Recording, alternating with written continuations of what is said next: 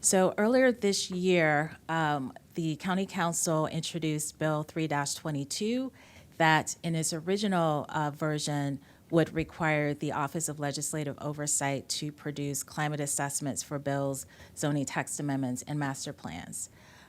In my previous role as Deputy Planning Director, I brought this bill to the previous Planning Board for their review, considering that the climate assessments would impact ZTAs and master plans, which our department and the board are involved in. And what came out of that discussion was the board's recommendation that the bill be amended so that the planning board, through essentially the planning department, but the planning board would be responsible for producing climate assessments for ZTAs and master plans, while OLO will still maintain that responsibility for bills. The other change that was made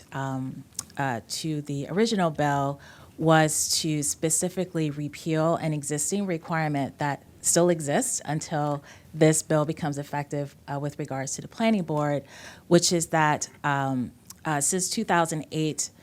the county code requires the planning board to provide a carbon footprint analysis for master plans when they are transmitted to the county council. So ever since then,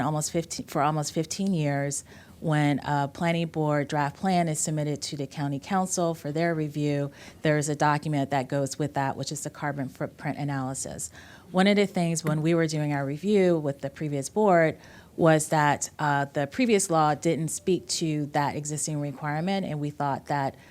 requiring climate assessments for particularly for master plans would be duplicative. So we raised that as an issue with the county council, and he decided to specifically repeal that requirement once the planning board will be required to produce these climate assessments.